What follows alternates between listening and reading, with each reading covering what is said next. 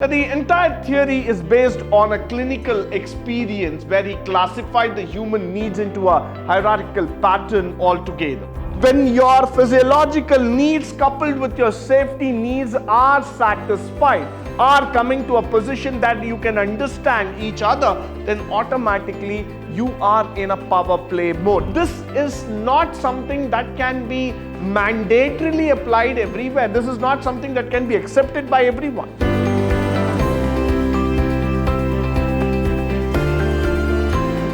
Good morning and welcome to the third session in Unit 4 in Management Practices and Principles, where we are going to talk about the motivation theories. Now, this is a very interesting session. Why? Because starting from Maslow to probably any modern management guru, they've always been talking about some form of motivation that needs to be given to the employees, to the society, to the mankind. Why? Because that's what actually drives us to do our work. Now, starting with the Maslow's hierarchy need theory altogether, you can see the entire hierarchy here.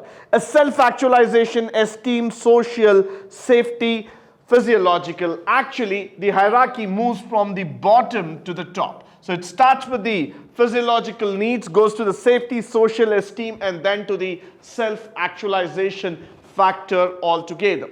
Now, the entire theory is based on a clinical experience where he classified the human needs into a hierarchical pattern altogether. So when you look into any of the motivation theories here, there is some sort of need factor that's always been brought inside in order to make the people understand how this has to be taken forward, how this has to be gone in terms of the entire ideology of how man has to adjust, adapt to the needs of the society, the needs of his personal factors, and then take him forward in terms of the motivational factors. Now, moving further, let's first start with a very basic factor called as the physiological. I'm talking about the physical needs here. So that's why when I say about the physical needs, it starts with the basic human life, where I'm going back to the economics of food, shelter and clothing, because this is what we strive for.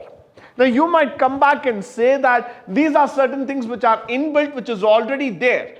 So I don't have to struggle much for it. It's already there with me. Why should I really bother about food, shelter and clothing in my life? But then for every single human being, the base of struggle, the base of understanding, self-satisfaction starts from this food, shelter and clothing. That is the necessity of life. So I'm going to come back to the need factor very clearly here. The food, shelter and clothing, unless and until we have achieved a complete control on those factors, we will not be able to go forward at all. So that's where I always talk about this factor. Moving further, we also talk about they exert a humus influence. That is, when I say this tremendous factor, a human amount of influence that starts coming into picture. Why? Because this is the basic thing.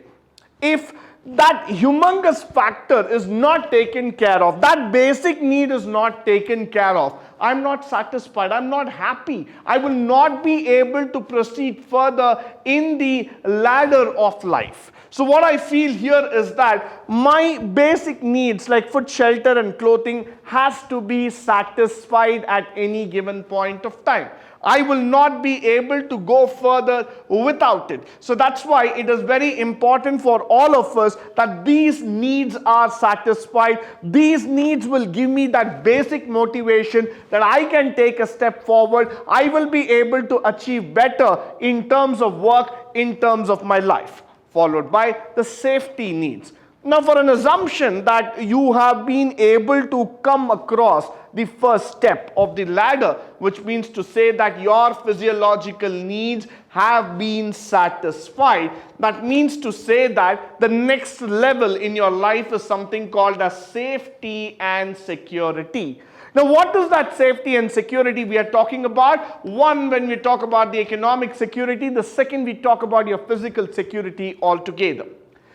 Now, whenever we talk about this word called as the safety and security, it's all about a happiness factor. I'm secured from my mind, from my body, from my work, from a money perspective, that everything is there in place for me. I don't have to worry about it.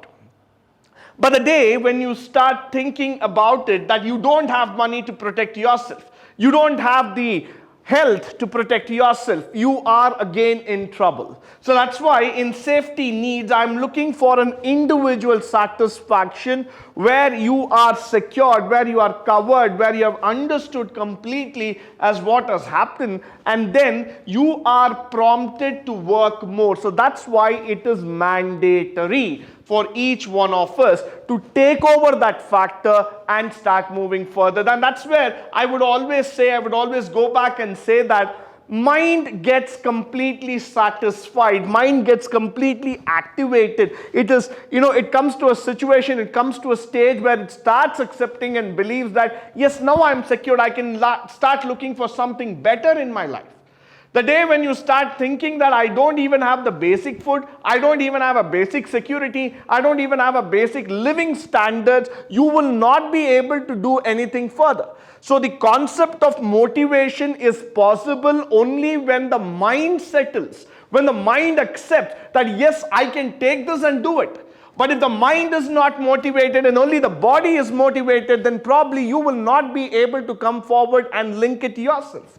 So that's why I always say that when your physiological needs coupled with your safety needs are satisfied, are coming to a position that you can understand each other, then automatically you are in a power play mode. That means you will be able to do things better. Followed by the social needs. Now, every one of us know the statement, man is a social being, and therefore he is interested in these social projects and social factors altogether. So that's why it is very, very important when we talk about positive connection, community support, companionship, or when we talk about that belonging factor altogether. Let me just explain you further how exactly the social needs starts coming into picture. For many of us today, marriage might not be a necessity at all. For many of us today in the young generation, people feel that I can remain as a stag, I can remain single, I can enjoy my life. But in ground reality, let's try to understand, man needs companionship. It is not just about marriage, it is not just about friends, it is not just about society. These are interconnected factors for a human being to live the purpose of his life. So unless and until man finds himself getting associated to a community, to a sector, to a people, to a family, to a group of friends, he will not be able to survive. Loneliness will be one of the most desperate and the deadliest thing that can kill you. So it is mandatory that man gets into some sector, association of some sector, some people, so that gives him some identity. Moment he starts becoming a part of a society where he is living, he is able to identify himself better, he is able to see people around him, he is able to understand that yes, there are human beings like him who share similar feelings, similar thought process. They also understand that they belong to a community where there are needs and wants, where there are challenges, where there are acceptance. So that is why socializing and belongingness are something that needs to be interconnected, that needs to be understood very, very clearly. If these things are not done, then automatically we will not be able to go forward at all. So I would always say, understand the need factor very clearly. If you have not understood that social need factor, if you have not been able to understand the pattern of your society, understand the pattern where you are living, how things are being done accordingly, then automatically you will not be able to go further, you will not be able to do it at all. So that's why this becomes very, very important for all of us in this case to understand and go further. So that's why this is a process, this is an entire system, this is an entire network that has to be connected. The third step that's very, very important is the social need factor, followed by the esteem needs. What is esteem needs altogether? Needs which indicate self-confidence, achievement, competence, knowledge, independence. That is the fulfillment of self needs, the confidence factors itself, which make you say that yes, you have been able to achieve it altogether. Now, the self-esteem is a situation, is a factor. Rather, I would say that these are something which can be purely experienced internally. They're not something that can be spoken just like that. The way how you speak, the way how you walk, the way how you move with people, the way how you handle things, the way how you look at the environment around you makes you understand the confidence level. Now, you don't have to express your confidence to everybody. You don't have to show people, you don't have to tell people very, very clearly that yes, I have been able to do it. This is my personal experience. This is how I came up. This is how things happened. This is how I became something in my life. Now, I don't want that history and geography at all. What is self-esteem here is that, are you feeling internally happy? Are you confident about each and every activity that you are doing? Are you competent enough to handle any situation that comes across your life? Have you become enlightened by the knowledge, by the experience that you have gained? So self-esteem is something that is just coming across to you with a huge amount of factor, with a huge amount of thought process that makes you even more shining. So sometimes you will feel that the concept of inferiority, weakness, I'm not able to do something, I'm being pushed away from the society, I'm not being accepted, I'm not being even told what to be done. All these kind of things will definitely make you go weaker. So that's why in the motivation theory we say that at one stage the concept like the self-esteem are important, are mandatory. Why? Because they will help you to achieve what you want. You might be good in terms of money, you might be good in terms of the wealth that you have earned, you might be extremely good in terms of what you have come up across the life. But that is not enough. What is more important is your confidence factor. What is more important is that how you are able to achieve it. What is more important is that have you overcome all the negative factors of your life? Are you confident enough that today you can stand before the crowd and speak? Are you confident enough of sharing your experience with others? Are you confident enough that you can go and handle any situation that lands up in your job? So all these things will make you understand your esteem need factors, followed by the self-actualization level. Probably if you just go back to Vedas, to the philosophy and all together, we call the stage as nirvana, which means self-actualization. You have understood yourself. Probably, yes, you have understood the objective, the purpose of life, which many of us have not understood yet. Now look at that photo. That picture tells you very clearly that you are happy to an extent where you don't want to come back. You have understood the actual need, the actual factor. Another step, this is the final step of actual hierarchy, where you talk about a very, very important word called as fulfillment. So now you have achieved a position altogether where you are completely reached a fulfillment stage altogether. So you say that, yes, I have achieved my fulfillment. I have achieved all the things I want. I've seen money, I've seen power, I've seen position, I've seen my confidence, my experience, my knowledge. I've probably come across the cycle very well. So I don't want to go back. I don't want to think, I don't want people to come back and say that how these things are going to be managed, how things are needs to be done. I don't want to give lectures anymore. I don't want to preach people anymore. I have reached a fulfillment stage of my life. I'm not going to complain anymore about my life. I'm not going to contrast, come back and say that A is better than B, B is better than C. No, I don't want that at all. I'm very happy. I'm very happy to the fact, to the extent that things are going exactly as predicted. Now I'm in that mode where I'm not bothered about results. I'm in that mode where I have started understanding that everything that happens will be good because I have achieved the purpose of my life. So what happens here is that this Theory is something which makes you feel exactly something that you have achieved all the factors. But nevertheless, there are criticisms that are included in the theory. What is that? The needs may or may not follow an hierarchical order, so you might not exactly get into it. Like every theory has got something called as a plus or minus.